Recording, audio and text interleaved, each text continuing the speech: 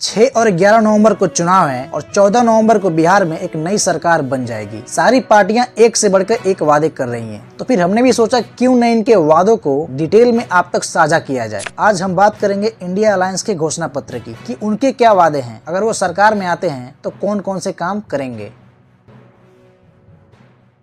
चलिए बिना time waste किए शुरू करते हैं the manifesto of India alliance 2025। बड़ी सी फोटो तेजस्वी यादव की, राहुल गांधी और इनके अलायंसेस की। बिहार का तेजस्वी प्रण, इन्होंने अपने घोषणा पत्र का नाम बिहार का तेजस्वी प्रण रखा है। संकल्प पत्र 2025 प्रस्तावना मुख्य बिंदु। जी, हम ये मुख्य बिंदु पे बात करेंगे, जो 25 मुख्य बिंदु है इनके, क्योंकि इसमें एक तरह से पूरी समरी है इस मैनिफेस्टो की। तो हम अगर इसको समझ लेते हैं तो मोटा मोटी हमको एक अंदाजा हो जाएगा कि ये क्या कहना चाहते हैं और इनके क्या वादे हैं। चलिए पहले संकल्प को पढ़ते हैं। इंडिया गठबंधन की सरकार बनते ही 20 दिनों के अंदर प्रदेश के हर परिवार के एक सदस्य को सरकारी नौकरी देने का अधिनियम लाया जाएगा और हमारी सरकार युवाओं को नौकरी देने के संकल्प पर अमल करते हुए 20 महीने के भीतर नौकरी प्रदान करने की प्रक्रिया प्रारंभ करेगी। यहाँ पे बिहार के हर एक परिवार के एक सदस्य को सरकारी नौकरी देने की बात की जा रही है, पर गौर करने वाली बात यह है कि जैसे 20 दिनों में अधिनियम लाया जाएगा और अगले 20 महीनों में नौकरी प्रदान करने की प्रक्रिया शुरू होगी। ऐसा नहीं है कि 20 महीने में सबको नौकरी मिल जाएगी, क्योंकि यहाँ पे साफ साफ लिखा हुआ है एवरेज बिहार में 2.5 करोड़ परिवार हैं। मैं परिवार की बात कर रहा हूँ, ना कि बिहार की पॉपुलेशन की बात कर रहा हूँ। जैसे 2.5 करोड़ परिवार है जिसमें केवल 20 लाख लोगों के पास सरकारी नौकरी है। अब इन बाकी सारे परिवारों को किस किस सेक्टर में नौकरी मिलेगी ये अभी कुछ क्लियर नहीं किया गया है। सभी जीविका दीदियों को अस्थायी किया जाएगा और उन्हें सरकारी कर्मचारी का दर्जा दिया जाएगा। उनका वेतन 30,000 रुपये प्रति माह निर्धारित किया जाएगा। साथ ही उनके द्वारा लिए गए ऋण पर ब्याज माफ किया जाएगा तथा 2 वर्षों तक बिना ब्याज का ऋण प्रदान किया जाएगा। जीविका कैडर की दीदियों को अन्य कार्यों के निष्पादन हेतु प्रति माह 2,000 रुपये का भत्ता दिया जाएगा। इसके अतिरिक्त जीविका कैडर के अध्यक्ष एवं कोषाध्यक्ष को भी मानदेय प्रदान किया जाएगा। जीविका दीदीज बिहार के एसएचजीज की महिलाएं होती हैं। इनका मेन काम होता है ग्रामीण महिलाओं को एक साथ जोड़ना, उन्हें माइक्रो लोन्स दिलवाना, सेल्फ एम्प्लॉयमेंट और सेविंग हैबिट्स प्रमोट करना। इन शॉर्ट, जीविका दीदीज वो महिलाएं होती हैं जो गांव के महिलाओं को फाइनेंशियली इंडिपेंडेंट होने में मदद करती हैं। इन्हें अभी कोई फिक्स सैलरी नहीं मिलती है, मुश्किल से ये 5 से 10 हजार रुपये कमा पाती हैं, जिन्हें अभी 30,000 रुपये प्रति माह देने की बात की जा रही है। सभी संविदा कर्मियों और आउटसोर्सिंग पर कार्यरत कर्मचारियों को अस्थायी किया जाएगा।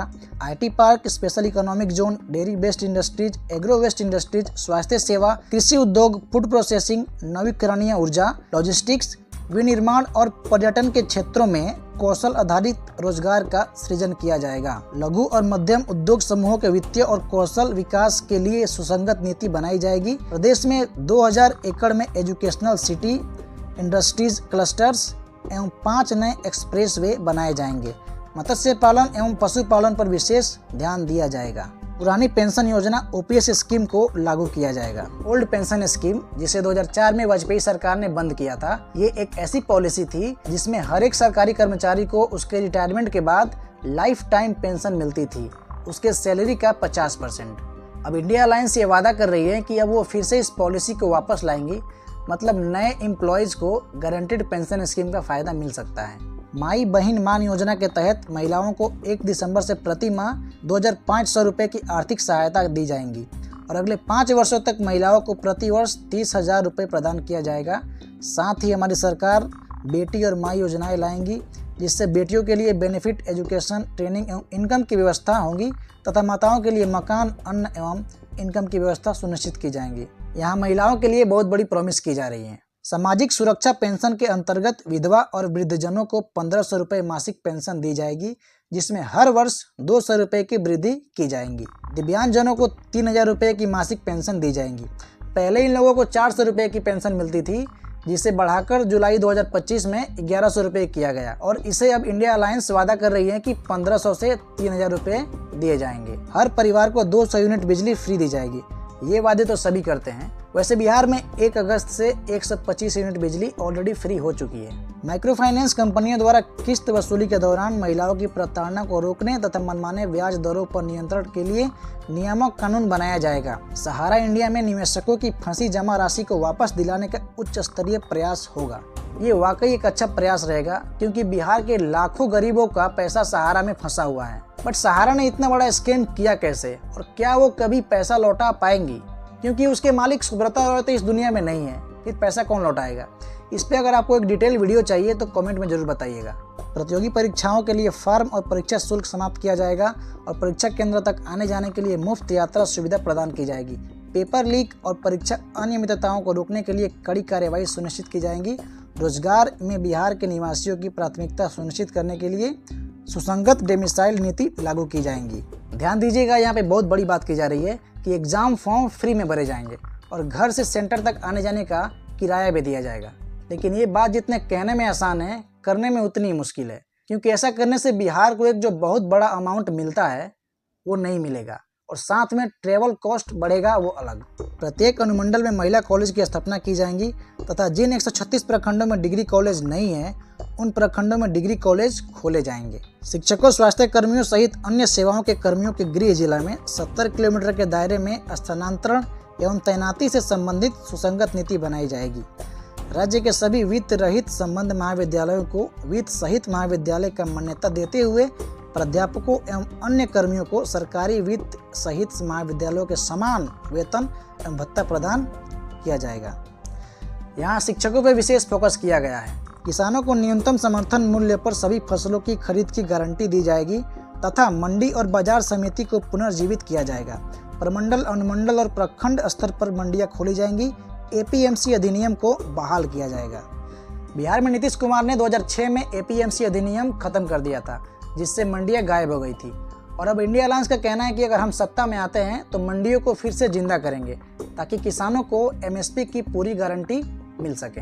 हर व्यक्ति को जन स्वास्थ्य सुरक्षा योजना के तहत 25 लाख तक का मुफ्त स्वास्थ्य बीमा उपलब्ध कराया जाएगा। स्वास्थ्य व्यवस्था को जिला स्तर पर अपग्रेड किया जाएगा और जिला अस्पतालों व सभी मेडिकल कॉलेजों में सुपर स्पेशलिटी सुविधाएं एवं विशेषज्ञ डॉक्टरों की नियुक्ति सुनिश्चित की जाएगी ताकि राज्य के मरीजों को इलाज के लिए बाहर न जाना पड़े।